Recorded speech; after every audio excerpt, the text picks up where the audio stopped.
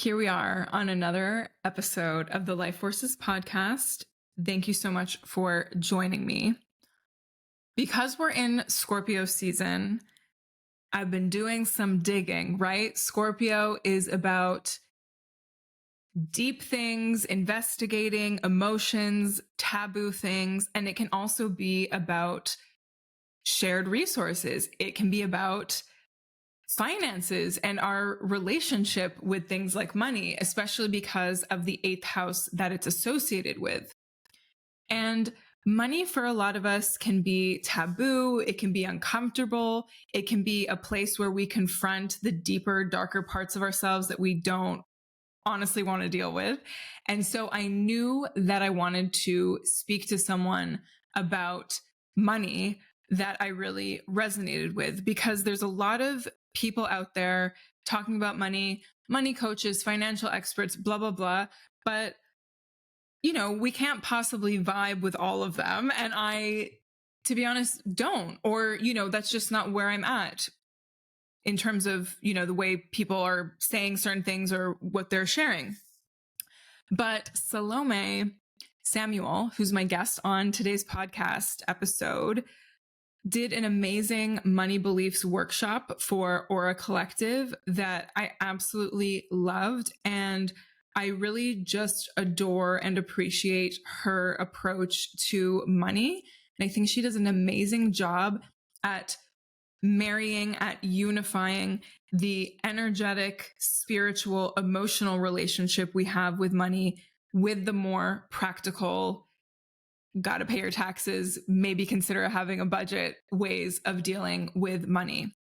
So in this episode, we dive into Salomé's background, how it informed her money beliefs and her relationship with money, how she went from being in student debt and not having a great relationship with money to now being a money coach with her company, Net Positive Money, which I think is such a brilliant name.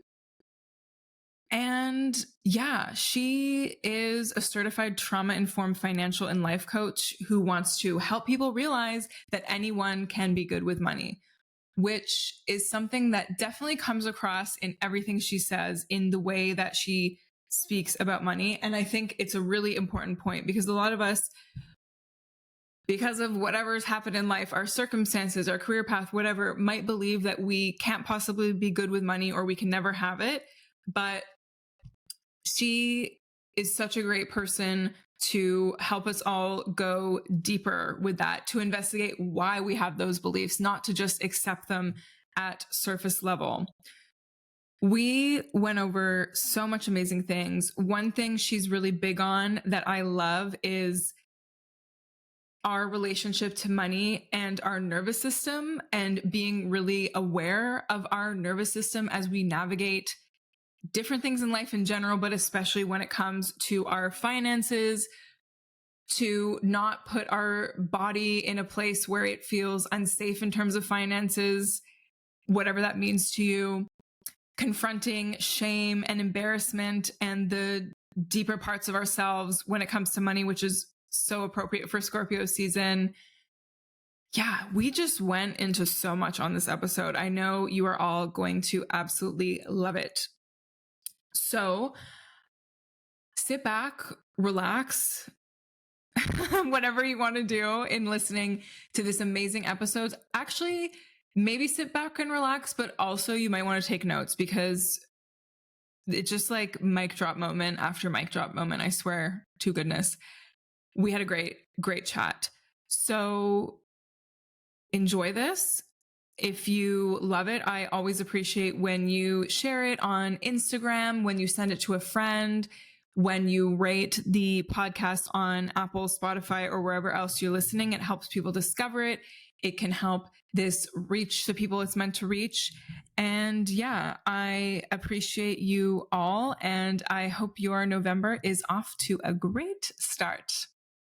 Hello, everyone. Thank you for joining me today on Life Forces podcast. I'm your host, Bianca, and today I have Selomé Samuel here joining us as our guest. I'm so excited to talk about money. which I don't know if I've ever said before because it's one of those sensitive subjects, at least for me. It can be taboo for a lot of people. So I'm really excited for Selomé to talk to us about money today in a very interesting, innovative way, because what I know so far about her work is it's very different in some ways in terms of how she speaks about money and emotions and our money beliefs. So, hey, Selomé, how's it going? Hi, I'm great. I'm so excited to be here, and I also am excited to talk about money, which is a thing that me in the past also would have been shocked to hear. Mm-hmm. Oh, yeah. We're going to get into all of that. So, one thing I loved about your money beliefs course that you shared on Aura Collective was that you so vulnerably just like put certain things on the table about your financial history, your money beliefs, how you grew up. So I'd love if you could just tell us a little bit about your background and upbringing and how that relates to how you relate to money now and yeah, just your journey in general. Yeah, totally. I do believe that our backgrounds are probably one of the most important things when it comes to our present day relationship with money. And I also learned that it is hard to get people to feel comfortable being vulnerable in a class or in a space with me if I'm not willing to do the same. So, yeah, about me, I grew up in DC and I'm the child of a single mom. My mom is an immigrant from Eritrea. So I then, you know, we had like enough. I would say we were like comfortable enough, but there were definitely like opportunities that I knew I didn't have access to because of money. And so when I went to school, which in the US is a shit show because it's so expensive, even public schools are really expensive. But I went to a private school, a very expensive private school, and I pretty much knew that I was going to be paying for it myself. But, I think when you're 18 and following your desires, you don't, and you've like barely really had a job, like it's hard to understand what that really means on the other side. So I graduated in 2009, which was the midst of, like a global recession, with a degree in art with like $75,000 in debt. And I just like didn't even know where to start. So, there's a lot that happened in the middle, but I essentially was forced to really confront my money in a real way and realized through my own journey of healing my stuff that the assumptions that I had made around everyone around me having it all figured out were false and that actually almost nobody had stuff figured out. Um, Even people who like didn't have to pay, whose parents paid for college or who made a lot of money or who grew up with money, X, Y, and Z. I just realized that money was this like pervasive thing that was stopping people from, yeah, like moving to where they wanted to go or pursuing their interests or quitting their jobs or leaving their partners, whatever. There's a million things that money allows us to have access to. And I started to see through my own healing journey, I guess you could say, like how much it started to shift my life. And it just felt really essential to bring this work to other people, especially women and especially women of color. For sure. Yeah, for sure. So, I'm really curious what you talked about making certain assumptions about people with money. And I'm curious, did those feed into your own beliefs about money and how you interact with it? Like, I would just love to get into that nuance.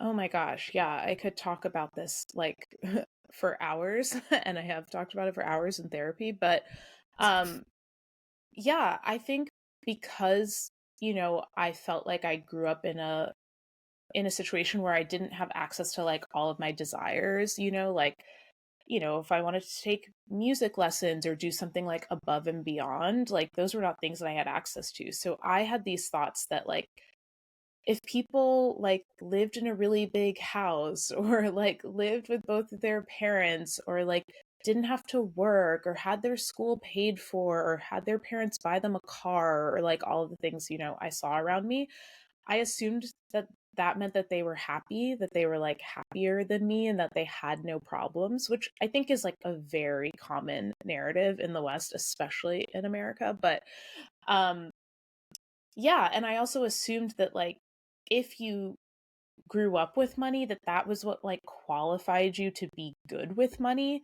like that Mhm. however you came into the world with whatever amount of financial privilege was kind of like the place that you had to be at. And so because I didn't have the experience of like having a lot of money, I felt that that meant that I was bad with money and that was just like my my lot in life like forever. Mhm. And I think so that affected so much of my behaviors because it took me a long time to even realize that I had the power to shift things or that I could even make more money. And there's like way more layers of like worthiness and like childhood trauma, etc., underneath all of that.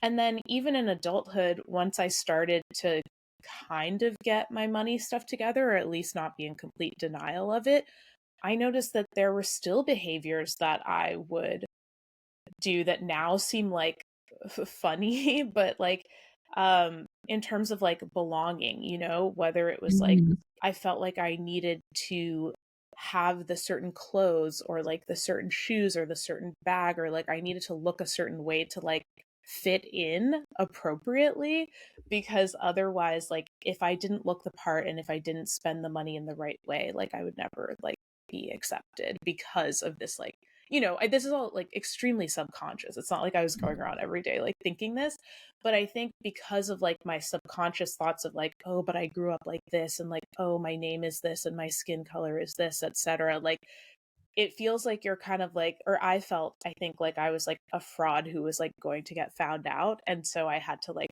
put on the mask of like successful adult woman living in New York City. And that meant certain things, in the circles that I was running in. But anyway, there's like 1,000 more examples, but that's a good place For to start. sure. Yeah, thank you for sharing that. I think it's so amazing that you're really highlighting the subconscious stuff that affects us that we don't always fully realize is happening because it's below the surface or hidden, which is so appropriate for right now, which is Scorpio season, which is so much about like, digging things in the shadows, like, yeah, digging things up, finding things that are kind of buried, which I think is so related to a lot of people's relationship with money, but then also just when we think about the subconscious in general and how it really drives so much of what we do and how we act and behaviors and things like that. When did you come to understand that the subconscious played a really big role, not only in your relationship to money, but just in every facet of life? Like, when did that happen for you? I mean, I think that I didn't really understand it fully in a theoretical way, probably until I did my coaching training, which was last year. But I think I started to have some deeper awakenings around things that like we could say were subconscious, but I think I didn't understand that framework. Like the example I just gave around like wanting to fit in and spending money to do a certain thing and like, having this certain credit card meaning this thing about me. Like those are things that I uncovered like with my therapist. But even that, like I didn't start therapy until 2018. So that was 5 years ago. So I would say that that's kind of like where the process started. And it's been kind of a consistent drip since then. And I think even now, like as a person who talks about this stuff all the time, like I understand that the subconscious is informing everything I do because like that's in my training and I've read the books and done the stuff, but like the specific ways that it shows up in my life, like continue to reveal themselves to me over time because there's just another thing that it's like, wait, why is this happening? And like, why do I actually believe that thing? And like, oh, that's so weird. And especially, as a person who steps into entrepreneurship, like that just unveils like a whole other layer of like your shadow shit with money. So now I'm just like, oh God, there's more, or like, the rabbit hole, like it goes all the way down. Like you thought that you got to the bottom, but like there's so much more. Yes. And you bring up a really excellent point, I think, about healing in general, or just noticing patterns within yourself. And like sometimes they never really fully go away. And I think that's like nothing to judge yourself for. It's just like part of being human. Like we're not robots, which is a lot more fun because I personally don't want to be a robot. But I really loved that you said that, because, obviously doing your coaching training and becoming more aware of these things doesn't mean that you have it all figured out. But maybe you're shaking your head for anyone that's just listening. But I don't know. I just feel like, because of the processes you've been through, I'm just making assumptions here. You can maybe bring more awareness to those things and then find ways to move through them and heal them, or choose differently. Does that make sense? It totally makes sense. And I think you're right. And I think that so many people, myself included, when they start on their like healing journey, think that like there is a destination and there's going to be like a moment at which you're fully healed and you never have these problems again. But like it's just not realistic. And I'm grateful to have had teachers who were just like, oh no, there's always just a new level. There's always like a deeper layer of it that you uncover. The real gift in healing is not that you like never feel anything again. It's that you have the awareness and that you have the knowledge to like choose something differently. And so that's what I tell, clients all the time. I talk about it on social media. I talk about it in classes that I teach, is that like there is nowhere that we're going to, like we don't actually have to like shame past versions of ourselves for the things that they believe, because like, or felt, because those things still come up. Like those things come up for me like regularly. Like I'm not out here existing like as a Zen master with like no stresses about money, but the way in which I treat myself and how I like show up is really different. I was actually just talking about this on Instagram, because another part of my money story, which is like not a secret, is that I got this like crazy tax bill from the IRS. That was actually my turning point, where I was like, oh shit, I really have to get my money together. And it's like so much better. It's like almost paid off. But I came home the other day and I had these like really thick, like threatening letters from the IRS of like, well, here's how you did this thing wrong. So like you're going to be in trouble. And I was just like, oh no, like, and I still had a moment of just being like, fuck, even though like I can see that present day me like isn't going to have the meltdown. Like a few years ago, like I would have had a meltdown. I would have been crying. I would have just been like, I'm going to go to jail. Like everything is doomed. Like, and instead I got to sit and just think like, okay, like this is just how they send information. You can just wait until the morning and like call them and get clarity and understand and like fix it. And it ended up being a thing that like I was able to fix, right? But there are still moments like that happen all the time, whether it's like a bill gets charged that like I forgot about, or like I thought I was going to like get a client and it didn't work out. Or another example I gave recently was like I was just buying olive oil at the store and I thought it was a normal amount of money, and then it was $30, and I just was like, ugh, like at the register and just like, what do I do? So like these moments come up, but it's like, the less healed version of me would have been like, oh, you're so stupid, like you've made this mistake, like you should be ashamed, you're unworthy. Whereas like present day me just has like so much more compassion and so much more forgiveness, and gets to say, one of my favorite sayings from one of my coaches is just like, no wonder I'm having this reaction to this, because of all of these things that I know about my past, and like all of these things that I know about the world and my identity. And so it starts to actually be like a little bit lighthearted and fun. Like I think it still Mm. can be a roller coaster where it's like, yeah, I lay on the floor and cry sometimes about stuff because, like, I'm a human, but then I get to just get up and have the gift of thinking, like, okay, do I want to think about this differently? Do I want to approach this differently than I have in the past? Which, is not as sexy as thinking, like, oh, I'm going to reach enlightenment one day, but I Mm. actually do think it feels so much different in my body, um, that it's worth it, And I think that's like another important thing that I want to highlight for people is that like doing this work can be really hard and it can be so uncomfortable and it's like not super sexy and fun. And so I get that I get why people like want there to be like a prize at the end, but the prize is actually like really subtle and in these like really nuanced moments where you just notice that like you're having a different reaction than you would have before, and like that is so huge, but it's like hard to explain what that feels like until you actually feel it yourself. Yeah. Wow. I feel like within what you just said, there were like 5 mic drop moments for me, at least. I'm just like, yes, yes, yes, yes, yes. Um, I loved what you said that you mentioned, shame. And then I guess maybe part of the work is being able to transform that shame into like self compassion.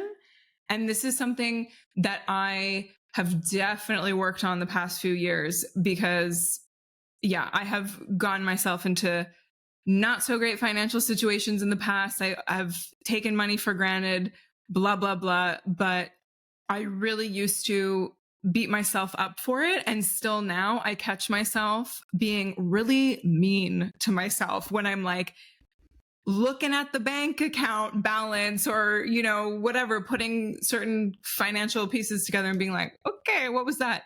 But I totally agree that we can see the progress we're making in the unsexy moments of like, oh, wow, I'm not having a panic attack over this letter from the IRS or over the balance in my bank account, but just like, okay, this isn't the end of the world. Like, I'm going to find a solution. I'm going to move through this. So I love everything you said about that. And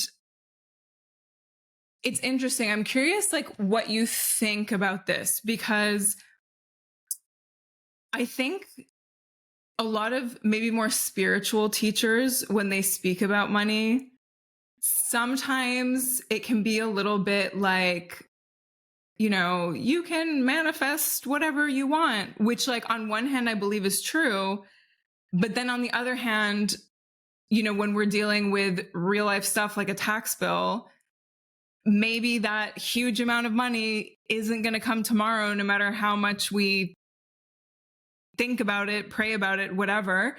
So I wonder, like, I don't know how you navigate kind of, if you think about it at all, like the more spiritual side of money and abundance, and then like the real world, you got to pay your taxes side of things. Yeah, I love this question. This is a thing that I think about all the time because I do actually think that my approach to helping people with their money is way more spiritual than practical, but I'm certainly not like a manifestation teacher or a manifestation guru. And like, I understand the frustrations that people have with that kind of language of like, oh, like you're just like not trying hard enough, or if you just like believe, like it'll just be there. But I do think that like the the thoughts that you have about money and the energy that you're putting out about money, I like do 100% believe that that is what you are getting back. And I think even on the micro level, like people can understand, or maybe people can understand that, you know, even if we're not talking about money, we're just talking about like behavior and moods. It's like if you're in a bad mood and you're going out, like you're only going to see like bad things happening because you have that negative bias like predetermining everything. And so, but if you're in a great mood, Like, you're not like the bad stuff is just gonna like roll off your back, or like you're gonna be smiling at the person at the coffee shop and then they're gonna give you a free muffin, or like who knows, right? And I think it's also like the same with how we approach our own money. And this was like a lesson that I had to learn like over time, and like a very the very hard way, because the first iteration of my money healing journey, I was like, yeah, I'll just like learn how to have a budget, and I'll like make it really strict, and like I'll just be controlling all the money, and I'll be obsessing and like looking over all the money. And like that worked, doing air quotes, like it shifted like the amount of money in my bank account, but it also like didn't do anything for like the anxiety and like how I felt inside, and like didn't offer me that much leeway if like an unexpected bill came up, or if I did just decide to go on a trip with my friends, or like go to a dinner that like oops was like more money than I thought it was going to be. And so then I think that creates a situation where like I am then sort of like reinforcing my own shame and unworthiness based on my actions. So I know this might seem like a little bit tangential to the like manifestation thing, but I think it's like the energy with which we hold ourselves. It can also be like the same energy with which we like approach money, which can then be the same energy that we're putting out into the world. And shifting all of those things can like dramatically shift your life. And again, this is one of those things that is like so hard to fully understand until you experience it. But I've felt this on so many so many times this year as I've like stepped out attempting to like do entrepreneurship full time, where there were moments where I was like, oh no, like I'm running out of money, and like maybe I'm not making the amount of money that I want this month. And so like, my patterning and the programming was to be like, well, this is cause for panic, and let's freak out, and everything is over, the world is ending, I'm going to be homeless, and then I had to sit and really learn to sit in the present moment and be grateful for what actually is true and what I actually know to be true, which again is a thing that other manifestation people, not that I am a manifestation person, but that manifestation people say is like, if you don't appreciate what you have, like the next thing isn't going to come to you, right? And so I think that, what do I want? How do I want to like finalize this thought? I think it's really true that you're nothing about your situation can actually change, but how you feel about it and how you relate to it completely can change. And I do believe that that then has the possibility to shift your availability to like see opportunities and to see positive things. And then sure, like I believe that that could lead to having more money. And even if it isn't like a one to one, like, oh no, like the tax bill, but I thought positively about it, and so this like pile of money appeared, like maybe it's not quite so correlated, but it also just like feels better. So I'm like all for it. But I do think it's important to recognize that like there is like the deep emotional work that has to happen alongside that. And there is a really deep understanding of yourself that has to go alongside that. And then there's also just the practicalities of living in the world. Like if you're looking for a job, you can't just like sit around and hope that people are going to call you out of the blue, right? Like Yeah. you have to like apply for stuff. You have to tell people you're looking. But I do also think that the energy with which you do that can really change what like comes back to you. I completely agree because, yeah, if you just think about it, even on the level of perspective in just like really black and white terms, like someone who sees things a little more optimistically versus someone who's maybe a bit more of a pessimist in the exact same situation, likely the person that is, trying their best to be optimistic despite whatever circumstances they're in they're going to be able to see opportunities, or because maybe the person that's like not seeing things that way is going to perceive opportunities as like something else, like, I don't know, a threat or the wrong thing, or no, there's no point, I'm not even going to attempt this. So I do think all of that is so essential. And yes, I think what I have an issue with sometimes in terms of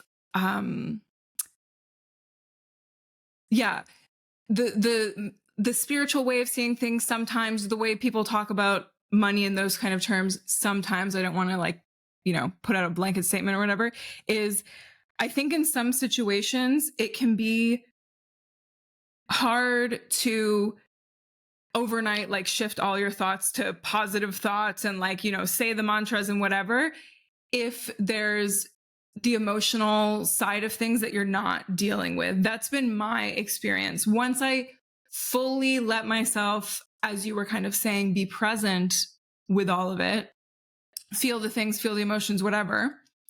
And, that's an ongoing thing. But it was only until I got, deeper within that things like affirmations actually made a difference and I could actually believe them because I had confronted the darker shit within me and then moved on to that stuff. But obviously, like everyone's process is a bit different. But I wonder if you feel similarly or have anything to say about that.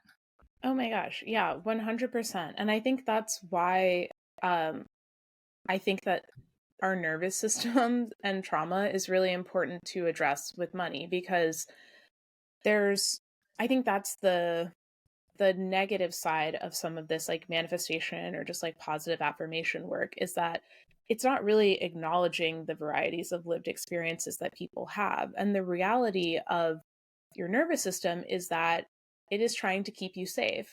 But if you are in a space of like real financial need, real instability, real insecurity, whether that is emotional or physical or whatever, like your body literally can't, like it doesn't have full access to like all of your cognitive functions. It can't think creatively.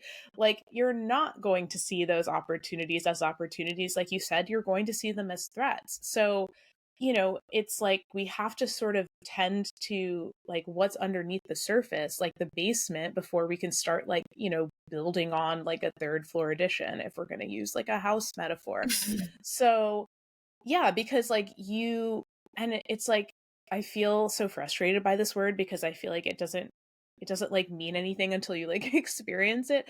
But I do feel like until it's really embodied and like your body actually feels safe to believe these things that you're saying, like none of them are going to work, right? Because if I'm like struggling to pay my rent and feed my kids and I'm just like shaking with anxiety, like my body is literally just like, okay, let's like keep her alive. Like there's no space for anything else. Like there's literally not enough fuel to run this machine. Then me telling myself like, yeah, I can be a millionaire or like I can start a business, like it's not going to do anything. It's just like going in one ear and out the other versus like actually feeling safe in your body to like physically and emotionally expand into new possibilities. So it's so hard because like I think we always want with so many things, but especially with money, want there to be this like quick fix or this like silver bullet where we can like avoid dealing with like the shame and the pain and all of the stuff underneath, but like you literally cannot have the highs without addressing the lows. Unfortunately, as much as I wish it wasn't true. Yes, that is so true. And I like what you're saying about there being no quick fixes. I think it's really important to remember. I think honestly, like there's no quick fixes for many things in life, especially if it's to do with these like deep relationships we have with whatever area of life it is. I know that to be true for me when it comes to like my own money stuff. And yeah, I love everything you're saying about the nervous system. And I think like from my understanding, just like on a physiological level, if your nervous system is like pretty fried, like if you're burnt out, stressed, very anxious, like it might be hard for like all that to change overnight and for your nervous system to be like completely regulated overnight. That can take some time, like getting everything within you to feel safe, like whatever your circumstances are. So I love that you brought that up. And yeah, I feel like I really fully learned that this year because I had like kind of a weird summer for various reasons. And I remember at one point I had joined this masterclass that was about like money, abundance, whatever, but also its relation to the nervous system. So very apropos what we're talking about right now. And I asked a question to the woman that was like hosting. And I was basically like, I don't know if I should go like all in my business or do something or just like give up and do something else. And she was like, well, first of all, it doesn't have to be so black and white. Second of all, like, you know, maybe consider a part-time job and then keep going on your business. Like, and that just made me realize I was seeing things very black and white, which usually doesn't help us in terms of navigating life. And since I got a part-time job like a couple months ago, I notice my nervous system feels so much better. And as you were saying, I have more access to my creativity because I'm not creating or doing things or trying things from a place of like scarcity and worrying about like how much money I'm going to make, like how many clients I'm going to bring in. If I do this, if I offer this class, like how much money is, I'm not thinking of things that way anymore. And I can like really take my time. So that's like a huge aha moment I had this year. Yeah, I mean, I have had versions of that, and I think it's really important to talk about, especially in the realm of entrepreneurship. But I think it's one of the things in general that we can understand. Okay, I'm thinking about kids, right? And like Mhm. how things work in childhood. And again, like I'm not a child psychologist by any means, but it's like kids learn how to take risks by knowing that they have this sort of like family unit and they feel safe to like come back to it. So, it's sometimes like if the child is like with its mother, like it'll feel like, okay, I have this like perimeter to like go out and explore in the forest or whatever. And then I know that I can come back to my mom because there's this like position of safety. And I think if we think of ourselves, or me thinking of myself at least, like a little kid, is really helpful, where I'm like, these are these like basic needs that I have to have met, or otherwise I'm going to be in this space. And back to what we were talking about, like the manifestation and energy, it's like if the energy of like, I don't have money, I'm afraid, I'm desperate is like what you're bringing to your business and your clients, it's like, this is like very woo woo, but like it's not clean energy, right? And like you're actually kind of like manipulating and using the people to get what you want instead of actually like coming from service, which is like what most of us are doing in our Yeah. businesses. Even if we're selling a product, it's like, okay, we're trying to like help you with your life. So things just get really muddy. And it's, I think I make a lot of parallels to romantic relationships as well, where like if you are dating a partner or like you're with a partner and you like need them for everything and like you desperately need them to like validate you every day and like give you money and like bathe you and like house you, like it's also just like not sexy. Like there's no space for like anything like juicy and desirable and pleasurable. And I think like we kind of, not to say that like you need to be responsible for yourself and you can like never ask for help, right? But it's like having this baseline of stability is like actually what we need before we can go out and get those like higher level things. And for everybody that's really different, right? And for everyone, like everyone's nervous system is different, and some people's nervous systems, as much as like your logical brain might want you to like be that really successful entrepreneur who's out there taking risks, like that might also be seen as dangerous to your nervous system. And so your body will find ways to sabotage you like over and over and over, right? So it's kind of like the balance of like, okay, what do I need to feel comfortable and safe? And then what is actually just like programming of alleged safety that I also get to shift in my own body, which is like very deep work and like the work of a lifetime. But yeah. Yeah, absolutely. And one kind of belief that I was reflecting on when I was watching your Aura Collective class, because you were speaking about exactly this, like the beliefs about money you have that like actually keep you safe, right? Because it's really easy to just be like, oh, these money beliefs aren't serving me, blah, blah, blah. But it's very important to understand what secret benefit it's giving you, right? And often it's like a feeling of safety, even if it doesn't seem logical.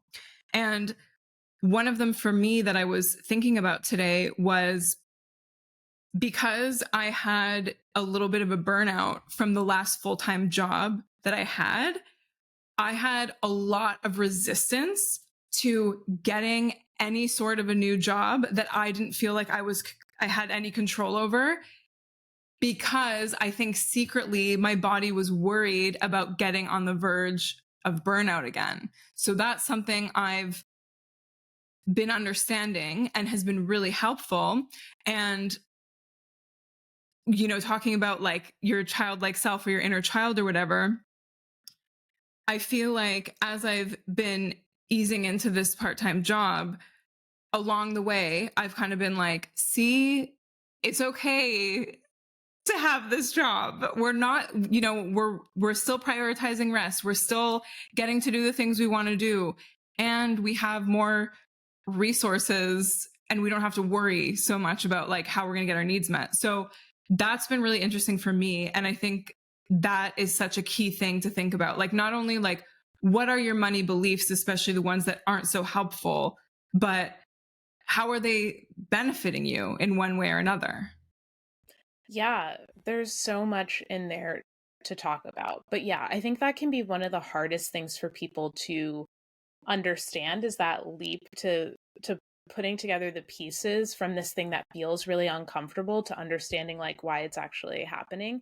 And I think as humans, we have to remember that like everything we're doing is for a reason and is for efficiency and is for safety. Like this behavior would not exist if we were not getting some benefit out of it, even if it is not our desired benefit.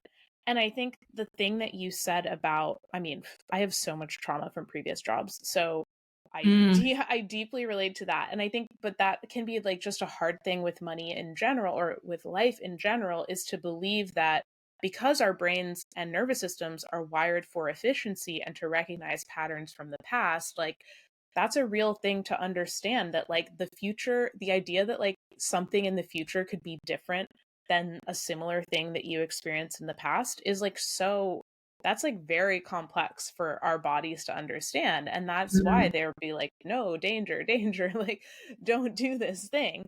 Um, and it's so, that's why like knowing yourself and knowing your own nervous system is so important, because otherwise you kind of just like, what is that young quote? Like, I can't remember it right now, but like, oh, until you make the unconscious conscious, like it'll rule your life and you'll Mm. incorrectly call it fate. What, I'm messing it up, I'm butchering it, but people understand. Whereas like that's how I think we get into these situations where people are just like, oh, like jobs aren't for me, or like, oh, like things never work out, or like, oh, like that's why I can't date like painters anymore, or like fill in the blank thing. And like, yes, there is important information that we get to notice about ourselves. Like I know deep in my soul that like I'm probably not cut out for full-time employment in the long term because of a lot of things about my personality. Mhm. But does it mean that like if I do decide to take on a part-time or a full-time job, that it has to be exactly the same as like the bad experiences I've had in the past? And no. And it's kind of the same with money, right? Where I think that I talk about this with clients where they're like, oh, but I've always been struggling or scrambling for money. And so it's like impossible for them to imagine a future in which like that is not possible. Or even something as minor as like, oh, living with roommates is terrible. So it's like always going to be terrible or Mm. X, Y, and Z, right? So we get to remember that like as frustrating as it is that our bodies and our nervous system are trying to help us and they're trying to save us time by just saying, well, like this thing looks kind of like this thing that we've experienced that we didn't like. So, like, don't do that. But there's ways that, like, we get to work to create new levels of safety within our body so that we can stretch and take on bigger and better things. But that's like a piece of the work that I'm trying to help people do, to recognize that like your past does not dictate your future.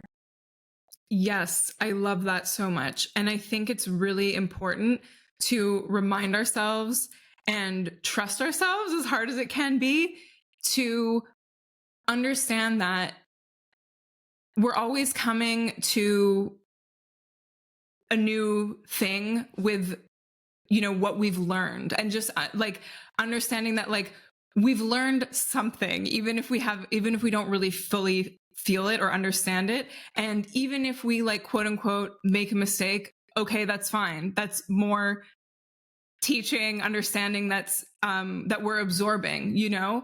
And yeah, to just come to everything with the trust that like we can make a different decision, or it might turn out totally differently than what we think it will be. And even if it's the same, okay, like we feel the feelings if they're negative or whatever, and we move on and keep going. Like that's how I see it. Yeah. Yeah, and I think it goes back to what, or maybe I was talking about this, yeah, about like forgiveness and compassion for yourself, right? Because I think what you're describing can be really frustrating on the healing journey, where it's like, oh, but I've done all this work and I'm just in exactly the same situation and everything is the same and I haven't learned anything. Like, at least this is how like my inner voice talks to me. Yeah. Um, but like I think we also get to recognize that like, is it actually exactly the same? And like maybe I got myself out of it faster than I would have in the past, and maybe I talked to myself differently in the process and didn't make myself feel like shit. Right? Yeah. So it's like a constant, I feel like it's, I work with people about money, but it's really like knowing yourself, like knowing what you want, like loving yourself, and like you said, trusting yourself. Because one of the challenges that so many people come to me with is that they don't feel confident about like what to do with their money. They don't trust themselves to like stick to a budget or make the investment choices, etc. But like trust is and confidence are not things that come from knowledge. They're things that come from practice and from like implementation and like showing up for yourself and like keeping your word to yourself. And again, back to like the inner child stuff, because this is work that I've also had to do with myself, especially in entrepreneurship, is just being like, yeah, I do actually trust myself. Like, I trust myself to make a decision, and it doesn't have to be the right decision, but I can just trust myself to know that I can come back from that, to know that I'm going to be kind to myself through that whole thing. And that's what builds confidence, because like confidence is not perfection.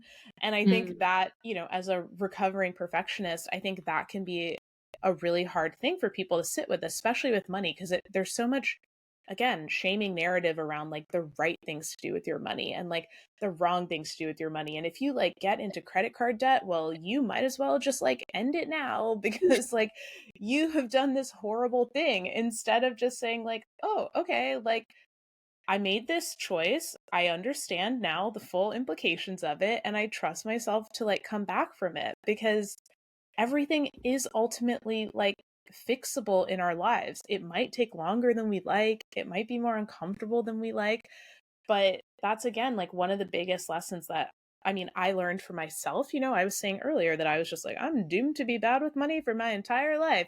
And then I did a few years of work and people were like, "Oh, she's an expert. Like she knows all this stuff." And I was like, if I can like do that and like reinvent myself, then like literally anybody can. I'm not saying again that it's like an overnight process, but it's totally possible to change like your entire reality if you really want to. Yeah. I completely agree. And I would love if you could just talk a little bit more about like how you kind of transitioned from because you were working more in the art world before, and maybe you still are, I'm not really sure, but I'm just curious like how you focus more on the money stuff and how you realize like this could be part of your career path. Yeah. So I think it probably happened for a lot of different reasons. Like feeling disillusioned with, I was working in a role that was like kind of adjacent to marketing and like selling people stuff. And that just felt really icky for me. And then the more that I started to go into money work myself, I was like, ooh, like I don't ethically feel good about working indirectly for like a client who is just trying to make people buy stuff that they don't need, like that is not in alignment with like my values as like a human on the earth. And I get that other people, like, that might not be a thing that bothers you. I'm not saying that it's like fundamentally the worst thing in the world, but like I just didn't feel good about it for myself. And then the more that I thought, I started talking to people in my sphere, a lot of whom were like women, a lot of whom were like artists, musicians, people who were like trying to sort of like put their creative energy out into the world and were feeling thwarted. The more that like, and this I guess is also pretty spiritual or whatever, or political, is like it actually started to feel like radical to me and like revolutionary to empower people to do their creative work. Because I noticed, like you said in your burnout story, like I was burned out. Part of my story was that I had this full-time job and I still wasn't making enough money to pay all of my debts. So I had to do like crazy side hustles. I would like work on the weekends. There would be times where I would count and I'd be like, oh, I haven't had a day off in like 3 weeks. And like my body was deteriorating. And obviously my mental health also was deteriorating. And even though I had a capital C, like creative job, like I did a cool thing, I was like, oh, I have no energy for my own side projects. I have monetized every single creative thing that I do. And I was like, this is horrible because I have now made my entire life work and I have nothing left over for myself. And when that job ended, because I was working, with big corporate clients and for a company, like all of the things I had worked on for 7 years, like I don't own. I can't claim them as mine. Like I basically did work for nothing. I mean, not nothing. Like I get that like I was like housed and fed and whatever, but I was just like, this sucks. And it actually wasn't until the pandemic, thankfully, obviously like lots of bad shit happened, but where I had a lot of time and I was like, oh, I used to feel like inspired in the past. I used to have access to like creative energy. I used to come up with these ideas all the time.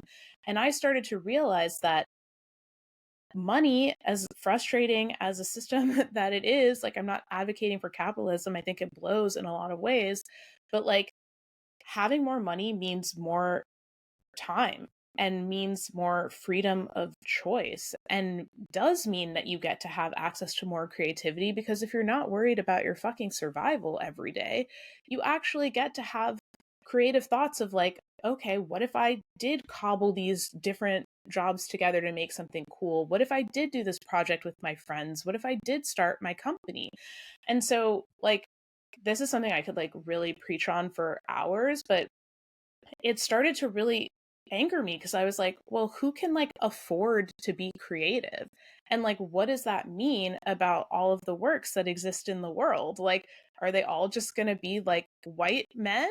Like, that's going to be everything that we have when there's so many people that are living like exciting, inspired lives and have a lot to offer. And I just started to see like money as the entry point for that to really open that up for people and also for myself, because like while I love coaching and I love talking about money, like I am still a creative person at heart and I still have other things that I want to do. And so the business for me is like a vehicle to help people but also to get to do that for myself. And I think that there are many ways that people can like put their impact into the world and change things, but I do think that like art and creative expression and living like fully actualized lives is like a real way to shift that. So I just was like, oh, if I can be the person to empower people, because I, was was a creative person who thought that I was just like bad with money and didn't understand stuff. I also think there's this narrative that like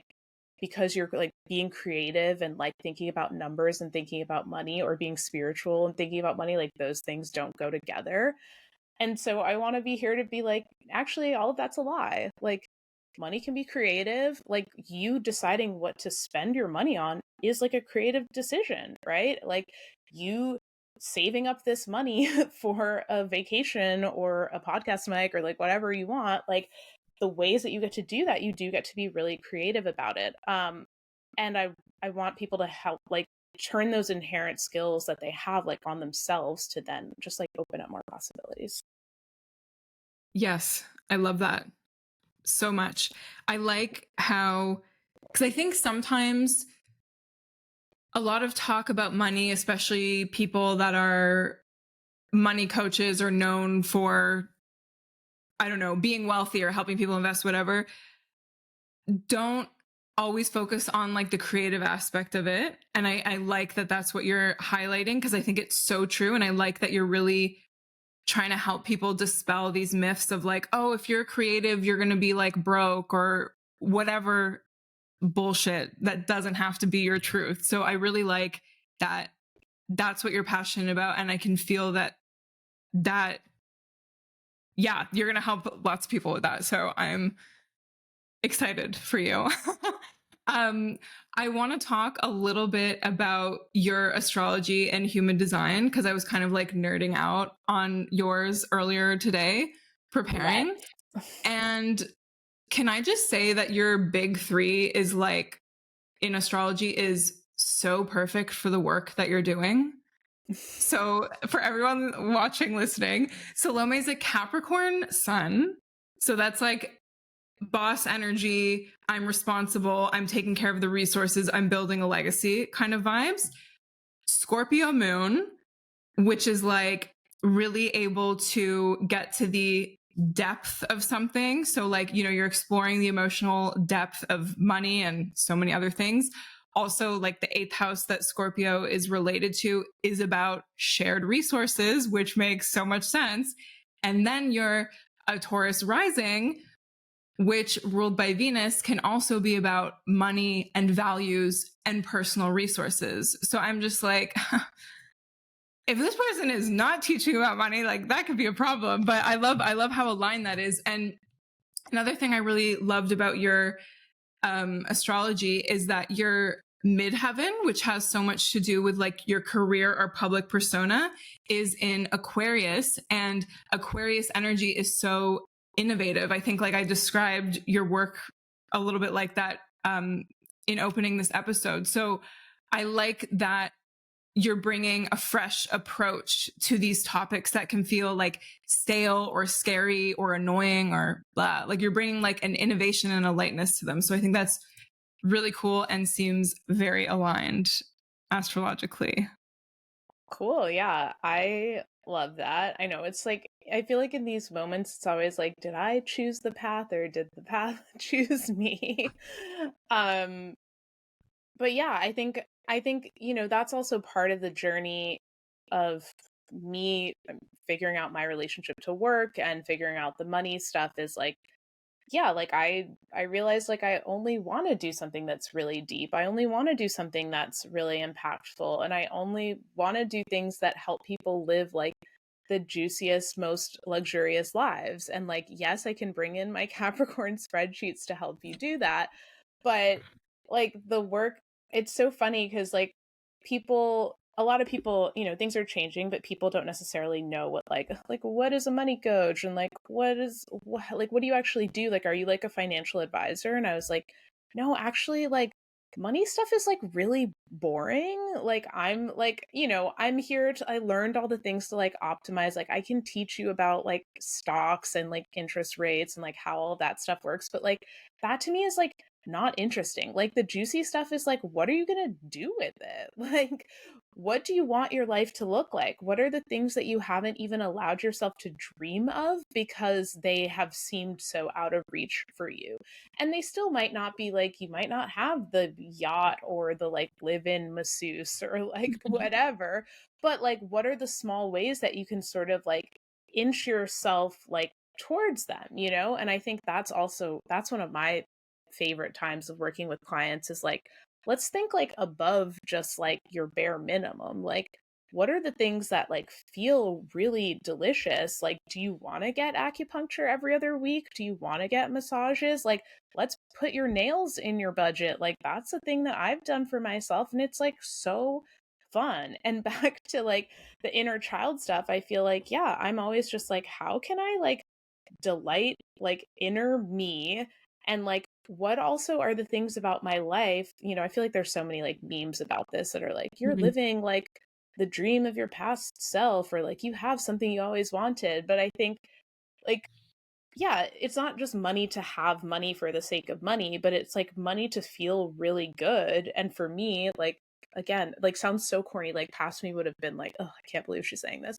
But like to like delight my inner child. And sometimes I think about like a younger version of me, like looking at my life now and like what she would think. And I think that like she would think it's pretty fucking cool. And I just like want to continue to like delight that version of me because like she still exists inside of me. But yeah, anyway, I detoured from astrology, but yeah, I love astrology and all of the stuff. So always happy to talk about it.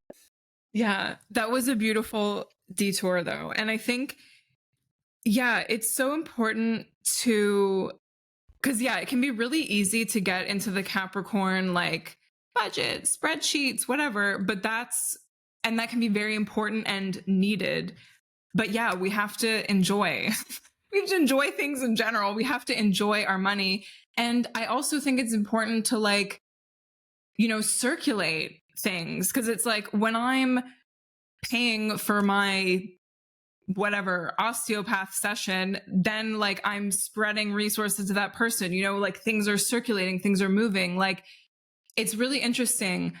There'll be times where like I'm in kind of more like stingy saving mode and like resisting like booking an appointment or buying myself something I like want but also need. And then it's so funny, like often the second after I do the thing, like something else happens, like someone books a session or whatever else. So it's really interesting, like seeing how all that like comes into play as well. And like just like the fun and the magic of it, because it doesn't always have to be so like budget or like paying off my whatever it is. It's like, yeah, we can have fun with it too, Yeah, and that's, there's so much to say in that, but like, yeah, I think that can be like treating money as more of a spiritual practice. And that's the thing that I started to realize for myself because I also, again, because of the pandemic, like I stopped going to a gym and I started just like paying individual like fitness teachers who became like friends and like very important people in my life. And I was like, yeah, there could be a part of me that would look at like the line item on my budget and say, like, this is so crazy that you're spending this much money to like go to Pilates. But then when I think about like, no, I'm actually like investing in this other person and like this is how I want to use my money. Like that feels so good. And to then kind of segue back to like the Capricorn, like practical side of things, like the way that I even got into like the deeper emotional side of money is that I was for sure approaching it initially just like, well, here's the spreadsheet, guys. And like the problem is that you just like don't know how to do it. And like, I don't know why you can't figure it out. Like, here are the numbers, And then the more I worked with like actual human people who were not me and who had different baggage and different trauma than me, I was like, oh, there's like way more to this money stuff. It's not just that people like don't know how to make a budget or do simple addition. It's that there's like really serious like childhood generational stuff, like discrimination, like there's all sorts of layers on top of like how we're walking through the world that are impacting like all of our decisions. So I think that while like again this work is hard and deep and like very serious, like I think the goal is to like open up the possibilities to make it more fun and expansive and joyful and sexy because like why not? Life should not be about misery. Yeah, 100%. And I think also segueing a little bit into human design, you're a generator, and so much of your mission just by being a generator is creating good energy, like enveloping people with your joy and with your excitement. And maybe sometimes that's about like spreadsheets, and then maybe sometimes that's about like helping people uncover their shadows or limiting beliefs or whatever it is when it comes to money. And I also loved that your profile in human design is 1-4. And the 1 is very much the investigator. So I'm guessing you're someone that just loves to learn and dig into things. And then the 4 is more about your network and the people you meet. And yeah, and those two together are so much about sharing what you learn with the people around you. So I love that you've stepped into this role of like coach, mentor, teacher. Like that, to me, that makes so much sense with that configuration of things. And you have like a couple of the gifts in your chart, or the gates, like the little numbers on the human design chart.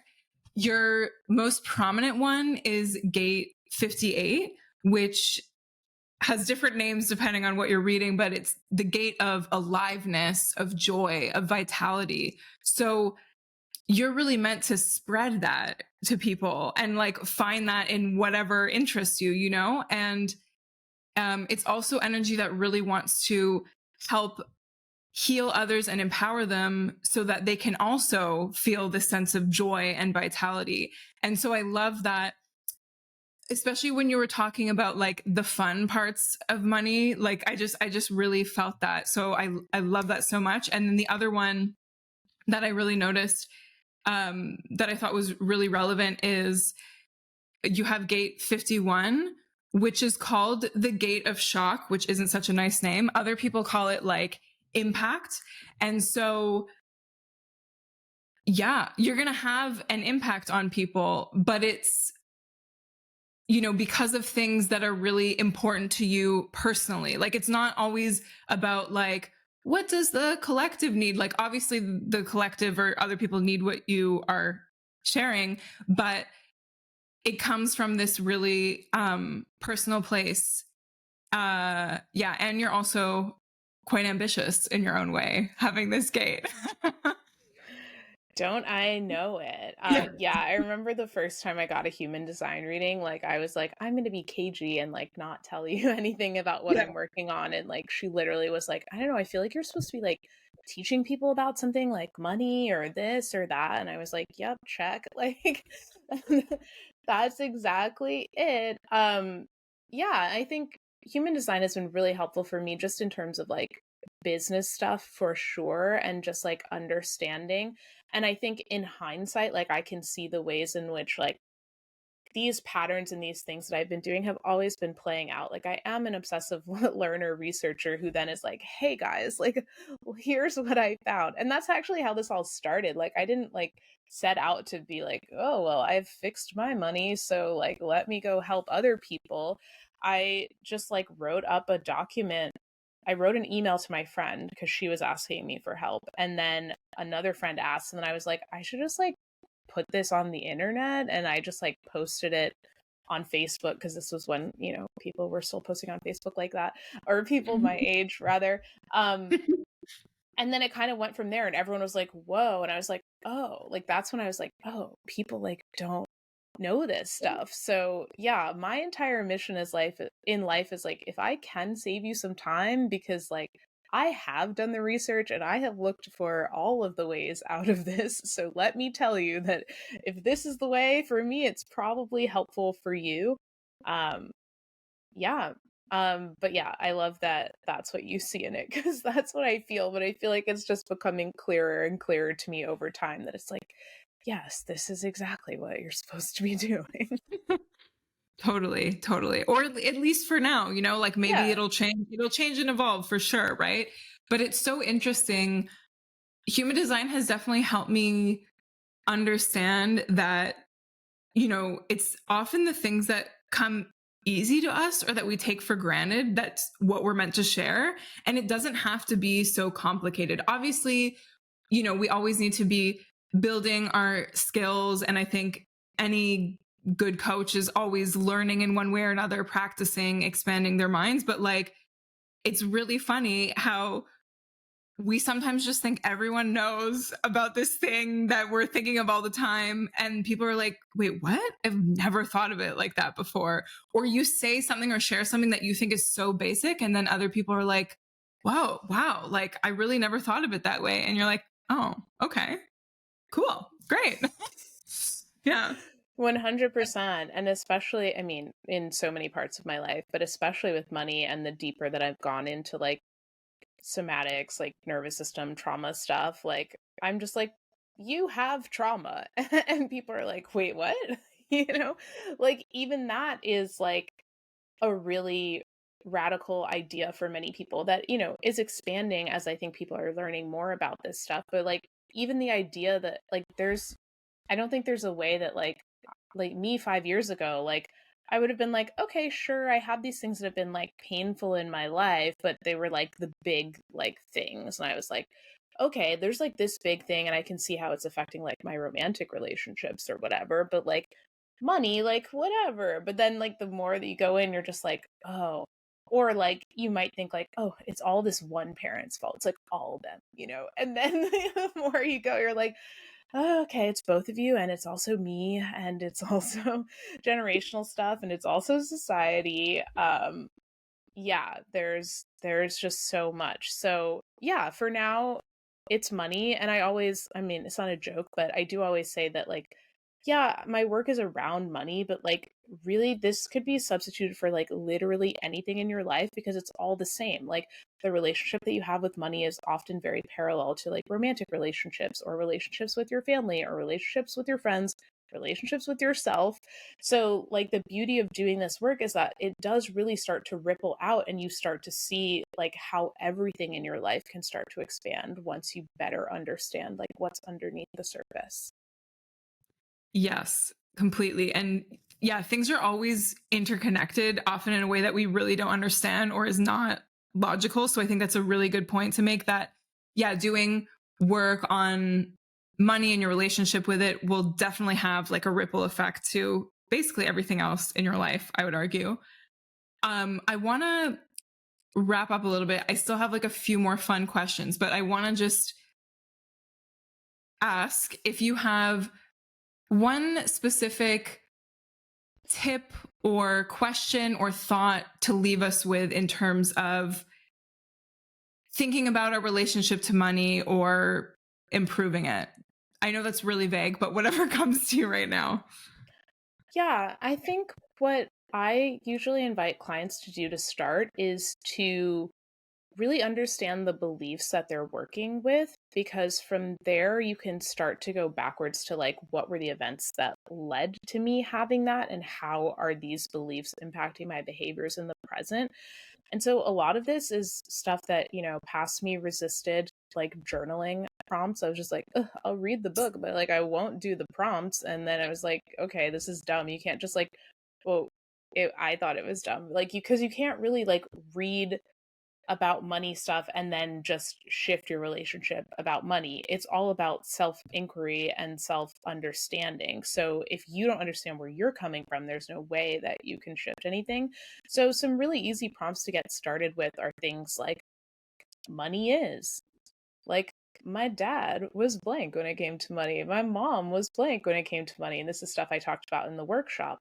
But, Mm-hmm. you know, I think that is some of the stuff, some of the work that I do with clients initially that is so illuminating for them, because like you kind of think you know, but until you really write down like, oh, my mom or dad or other parental figure did this, like you can't actually really bridge the gap. Like the number of times that clients are like, oh, I'm doing exactly what my dad did. And then Mm-hmm. you're like, okay. And I think that also can start to help with the forgiveness is like, this is learned behavior. Like, I'm not just like fundamentally flawed. Like, you know, the same way you get your like hair color or your eye color, like you inherit things from your parents. And some of it, again, goes like deeper back and is generational stuff that, you know, is not even conscious to you at all. But I think once you start to understand, like, okay, like rich people are, and then like what comes out, like for so many people, it's like greedy, like lucky, like evil. And then you're just like, oh, okay, interesting. So if I think that rich people are greedy and evil, like, why would I ever want to become rich? What are the ways that I might be sabotaging myself? Yeah. Like, you know, and then that just starts to open up a lot more doors, because I think the challenge with doing this work or any personal development work is that you know, as a human, you only know your experience within your own body, and the way that you see the world is how you assume that the world is. But all of these are just lenses that have been put over, and like there is no objective reality. So, like, to then go like pretty woo woo and back to like the manifestation stuff a little bit is like, okay, if we start to remove all of these like limiting lenses, like, could anything be possible? And like the answer is yes, right? Maybe, possibly. Yeah, totally. Yeah, and Totally. not to say that that's like super easy, because like that the removing those lenses is super hard, like that's the Yeah. work.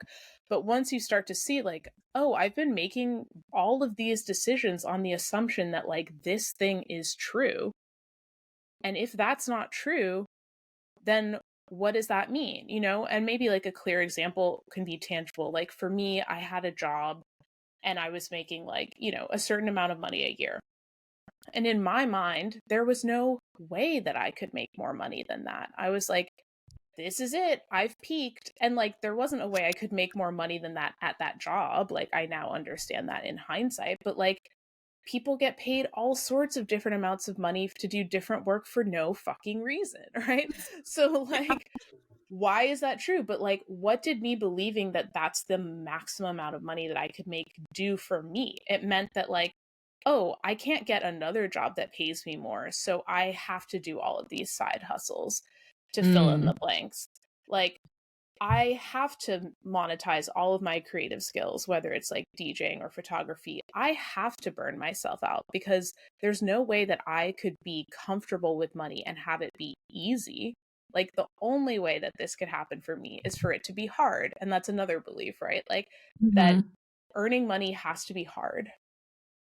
Yep. And then we can also layer on like, you can't make money doing creative things.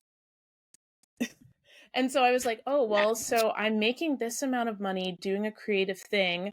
I don't believe I can earn more than that doing this. And it's got to be hard.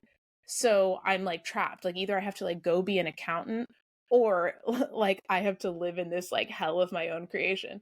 And but then over time, you know, I was like, wait, so what if that's all a lie? Like, then like that opens the doors for so many things. Like, I could get another job that pays me a lot of money. I could just quit and start a creative business. I could just be telling people what color to paint their walls, and maybe that's like my $1 million business, you know? I'm not saying that that's like a good idea, but like the possibilities really are endless. But like, we're trained to just like put these ceilings on ourselves. And that's not to deny like the realities of like privilege and like our society and how those things work, because like those things are very real. But there are also ways in which we are like doubling down the limits on ourselves with like additional stuff by like further buying into those stories that like we don't have to. Yes, absolutely. You have given us so much to think about. I can't wait to listen back to this and like absorb it again. I want to end with 5 more fun questions. At least I think they're more fun. I hope you do too. Um, since it's Scorpio season, I want to know, what have you been a little bit obsessed with lately? Oh my gosh, what have I been obsessed with lately? Hmm. I mean, I've been thinking about ghosts a lot. I don't know if it's like quite an obsession. Yeah. Um, yeah, I guess I've been obsessed with like just getting more in touch with like my own sort of like spiritual woo woo stuff and figuring out how that relates to business, whether it's like intuition or psychic things or energies. Because like, I really like, I think past me was like so practical and was like, none of this is real. And Yeah. then I started to just like have more and more experiences in my life where I was like, that's weird. So Yeah. I'm kind of like expanding more into that like realm of spookiness. So I'm kind of into that right now. Love that. What is the last thing that you invested in or spent like a decent chunk of money on? Um, some programs that I'm going to be in. some that are about like systems and content creation, and one that is about deeper nervous system embodiment. So I can continue on my business journey without getting stalled in the ways that I've noticed up until now. So myself. I love it. Perfect. That's great. What is your favorite snack at the moment? What is my favorite snack? I'm not a great snacker, Mm. but I've been eating a lot of like tortilla chips. I've gotten obsessed with this one brand that like, what is it called? Vista Hermosa, which I guess is only in the US, but they're just like really flavorful and good, but I'm very much like a sweet and salty person, so I'm like I Mm. need to have like a chocolatey thing and like a chip at the same time, or like I need to have popcorn and like a soda. Um yeah. So chips. I've just been eating tortilla chips. That sounds boring, but Love it. Oh, I'm sure they're really good tortilla chips. they are really good. Mm. What is your favorite thing about fall, autumn, whatever you'd like to call it? Oh my gosh. I love drinking warm beverages and the leaves changing. And this is not just one thing. And the leaves Okay. changing. And Multiple. Halloween decorations. Like I just find them so pure and delightful. They just like crack me up. They're so fun. Yeah, I like when people have skeletons like doing weird things together or alone. Yes, definitely. The skeletons doing weird stuff. And there's one house in my neighborhood that has like what has to be like a 20-foot tall skeleton. And I'm just like, I cannot wait until I have a yard because I am going, like, I need that. I guess it just ignites like inner child joy in me because Halloween just feels like so pure and fun. Yes, totally. And my last little question here, what's a song that brings you joy? Oh my gosh, that's a really good question. Okay, recently I've been listening to Stevie Wonder, Overjoyed, and I feel like that does like shoots something into my heart. I love it. So good. Well, thank you so much, Salome. I feel like could talk to you way longer than this, but we gotta keep moving. We gotta get this show on the road. Your day is just starting. But I really thank you for your time and everything you've shared. I know everyone who listens, watches is gonna get so much value out of this. Why don't also you share with us where people can find you, what you've got planned, if you know yet, or just in general, how people can work with you? Well, first of all, thank you so much for having me. This is such a delightful conversation that bridges a lot of my interests, woo woo, magic, spirituality, and money. The easiest way to keep track of me is probably Instagram, which is Net Positive Money. There's links to my website and everything, but what do I have planned? I have a group program planned. All the dates for these things are very loose, but Instagram will be the first place that you find out about when they're happening. Okay, I love that. So everyone follow Salome on Instagram to stay updated. And yeah, thank you again so much. And talk to you soon, I'm sure. Thank you. Bye. Bye.